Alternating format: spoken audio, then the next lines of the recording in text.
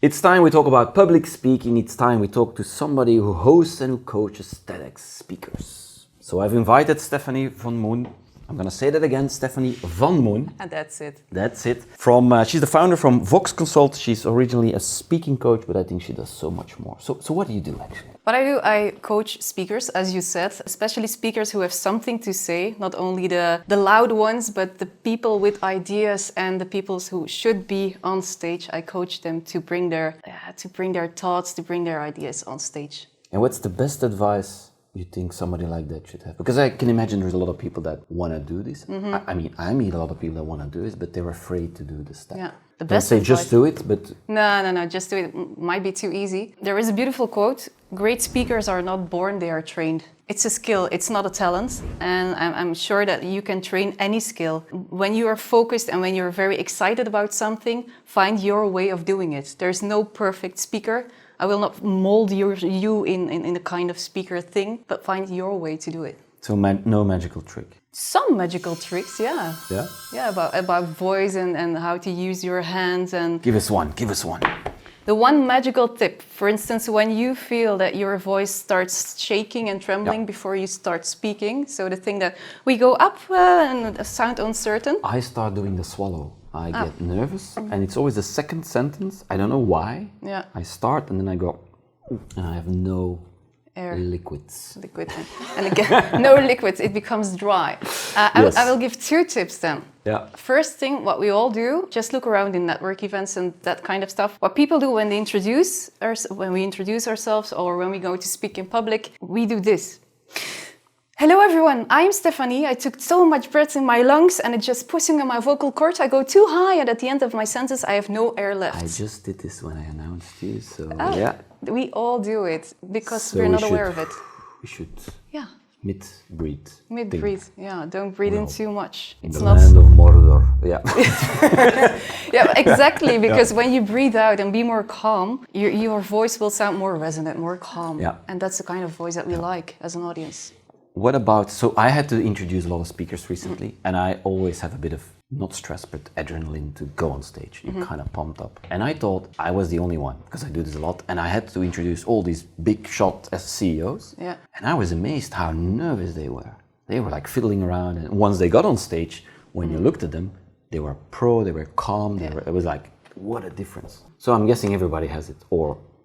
Everyone has it, but the examples that we see like in TED Talks or on stage, we all think, oh, they're born natural speakers, but they aren't. They're coached and they're still a bit nervous, but I think it's a good thing. The moment that you lose every kind of adrenaline or rush, you don't care anymore. You need that little spark to be focused. The other thing, I've seen 2 styles. People that get stressed start talking faster. I'm one of those. I need a lot of slides, so if I know it's 30 minutes, I need more than 30 slides because I know I will speed up. Whatever happens, I will. Yep. And the others, I once had a boss, and when he got nervous, he slowed down. That was crazy. So he did 2 slides in an hour, and he was like, we were all scared because this guy got stressed. He would like really start. I mean, that was insane. Yeah, you will fall asleep then. Yeah, so it's better to speed up than to slow down. It's good to speed up, but you need those little pauses, that moments that people get their time to let it sink in, let the information land from time to time. So I have no problem with fast speakers, not at all, but you need those little breaks, it's called nodding time, what you're doing now. Yeah. I'm a specialist in nodding. Voilà. So it's something that we need as a speaker, but as an audience as well. Yeah, so and any preference on visuals or no, it doesn't matter. Now, I'm already answering my own questions, but let me... Yeah, or not. So I work with a lot of visuals, yeah. But I'm fortunate to have really good designers in-house, and I play a lot on contrast, black, white. Yeah, good thing. But I'm still afraid to actually walk on a stage without any visual, because for me, that's my structure. It's like people holding these little cards. Yeah. And I see it a lot, and I always laugh a bit. Why are you holding cards? It's so stupid. But if you would take away my slides, I would be... So that's actually a goal. I should do it. Just expose myself and see where it would land. And hope... Fingers crossed that it goes I think after 20 years of speaking, it should be fine, but... Yeah, trust on what happens. So dear team, you know my KPI for next year. Get Michael in front of an audience without slides. Without slides and no cue No, cards. but what would be your advice? On the visuals, you need a visual, you don't need a visual, what works best? For instance, what I do to grab attention is I walk really around on stage and I'll stop and I'll watch this someone and I'll kind of try and grab them almost. I can't because it's a stage. You can't, no. No, because TEDx is very static. Yeah, you have that red carpet, the circle, you have to stay there.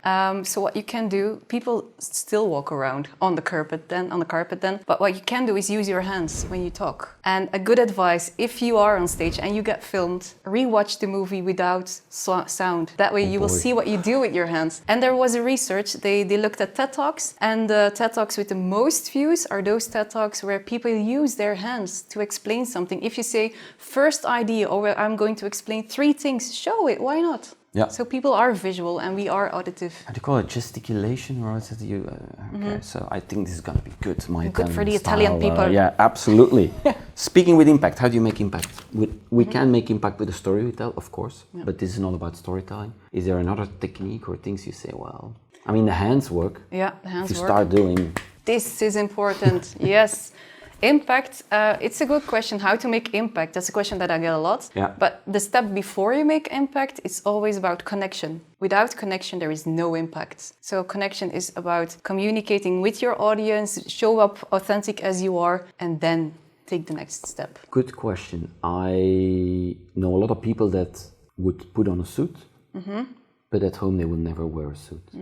Should they wear a suit, or should they come in dressed with the sweater with your own name on, that kind of stuff? If I have a very serious audience, I had to do a keynote on the introduction of a new car. I put on a suit, first time in 2 years, because I thought, I can't come like this. I mean, I have to be serious to these people. And then afterwards, one of them said, why weren't you wearing your sweater? And I'm like, where was Michael? Where was Michael? Yeah, wear a suit, why? That's a good series, actually. Where is Michael? Yeah, sorry. Yeah, where is Michael? Yeah, wearing a suit, yes or no? I once met a speaker and she said when I give a big presentation, she was a PhD, always wearing sneakers, jeans, whatever, but she wear that kind of suit to buy time. And I was wondering, what do you mean buy time? So when I enter the stage, I'm so nervous, but when I wear a suit, people think, she knows what she's talking about. So yeah, do it if you feel comfortable in it and if you need it, but if you don't need it, just show up as you are. Yeah. I would put on suits for really tough negotiations because in my mind it's battle dress. But that's a different story. This is not sales today. So you said connection to audience. We talked a lot about that. That's where I want to wrap it up also. So it's about watching the audience. It's about getting feedback. What do you do if you don't see the audience? That's a difficult one. Yeah, because it can be completely dark. Yeah. And you're staring in this empty space. And you start speeding up and going faster because you don't get any response. What I do in that case, or the advice that I give, is to imagine that one ideal client or audience is there. Nodding to you all the time. Is nodding, is smiling, and imagining that he or she is there. And then everyone in the audience will feel that you're talking to them and not to a black wall.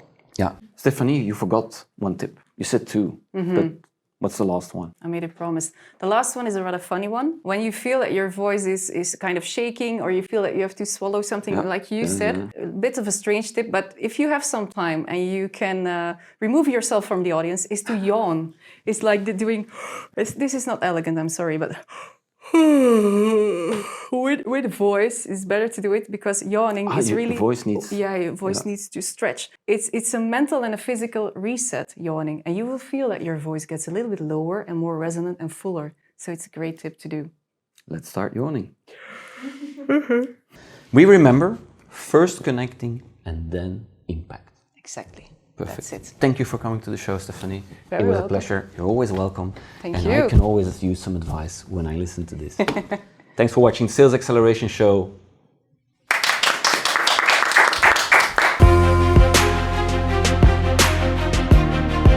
10 minuten zoveel wel. Hey, mooi. Leuk. Dus die, dat is uw camera. Ja. De rest is gest. Maar ik denk dat we ook... Ja, gewoon naar mij.